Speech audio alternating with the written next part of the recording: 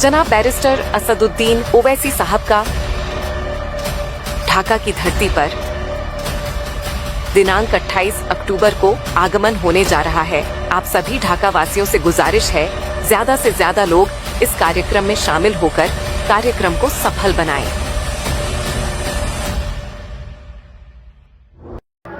नमस्कार, प्रणाम, आदाब।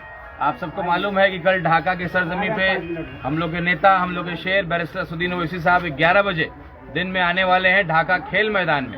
आप सब लोग का स्वागत है, आप सब लोग का दावत मेरा कबूल करें और आइए आकर के सुनिए अपने नेता को, एक बेबाक नेता जो दलित के लिए, गरीब के लिए, हर समाज के लिए, जिस कोई नहीं बोल पाता उसके लिए बेबाकी से बोलते और लड़ते हैं। क्योंकि हमारी पार्टी गरीबों की पार्टी है और हम लोग फॉर्च्यूनर और महंगी महंगी गाड़ियां नहीं ले सकते हैं, सबको बड़ा हम लोग इस तरह का ऑफर नहीं दे सकते। तो मेरे जितने ई रिक्शा चालक भाई हैं उन लोगों को बुलाया है, बुला करके इनकी परेशानी को भी सुना है, जगह जगह बैरियर लगा देना या इनके तमाम परेशानियों से भी अवगत हुए हैं और इनको वादा भी किया है कि आपका भाई अगर विधायक बनता है तो निश्चित रूप से जो समस्याएं आपको हो रही हैं, पार्किंग के लिए एक बेहतर जगह उपलब्ध कराना, एक अलग सा स्टैंड बनाना, ई रिक्शा के लिए एक अलग स्टैंड बनेगा।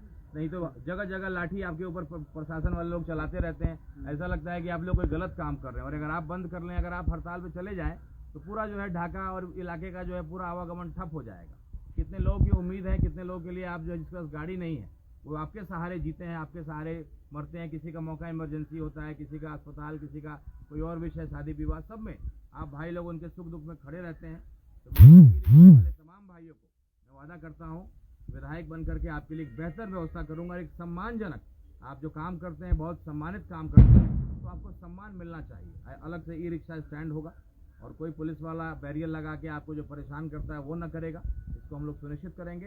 कल जो हम लोग ओवैसी साहब के स्वागत समारोह में एक रैली भी निकाल रहे हैं और साथ ही साथ जो भी हमारे भाई ई रिक्शा पर सवार होकर के आना चाहते हैं हमारे रैली में, तो उसमें वो लोग आ सकते हैं। जगह जगह हमारा रैली जो है, ई रिक्शा हमारा चलता रहेगा। मेरे तमाम ई रिक्शा वाले भाई आपके गांव, आपके गली, आपके कस्बे में जाएंगे, जाते रहेंगे और जा करके आपको लाना सुनिश्चित करेंगे। लेकिन ये ध्यान रखें कि हेलीकॉप्टर का आना है और हेलीकॉप्टर में जो है बहुत देर रहना है, क्योंकि 3 प्रोग्राम ओवैसी साहब का और है, गोपालगंज में भी है, मुंगेर में भी है, तो समय पे पहुंचना बहुत ज़रूरी है।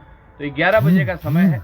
हम लोग कल 7:30 बजे आज़ाद चौक से सैकड़ों ई रिक्शा के साथ, 200-250 ई रिक्शा के साथ हम लोग निकलेंगे ढाका के हर जगह पे। और जो भी मेरे भाई हैं वो तैयार रहें और जिनके जिनके रूट में हम लोग जाएं, आपको शोर दिखाई पड़ेगा, आपको जो है नारा सुनाई पड़ेगा, आपको हमारे प्रचार गाड़ी नजर आएगा, आप ई रिक्शा में सवार हो सकते हैं। मैं खुद ई रिक्शा में बैठ करके चलूंगा और हम सब लोग को लेते हुए 1 राउंड कंप्लीट करेंगे, फिर 2 राउंड कंप्लीट करेंगे। ऐसे करके एक चुनाव प्रचार एक अलग अंदाज में, एक अलग अभियान में हम लोग शुरू करेंगे। जो मेरे भाई ई रिक्शा वाले मेरे भाई यहाँ उपस्थित हैं उन लोगों को तो हम लोगों ने नाम उनका दर्ज कर लिया है।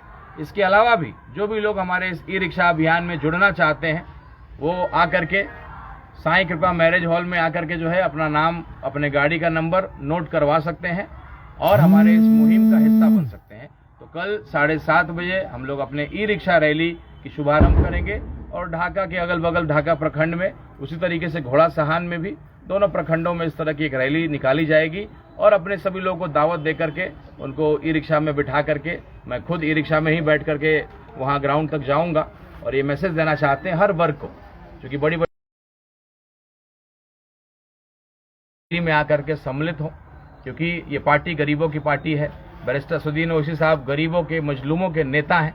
तो कल एक शानदार, एक क्रांतिकारी इस्तकबाल ढाका की सरजमी पे हो, मुझे पूरा विश्वास है।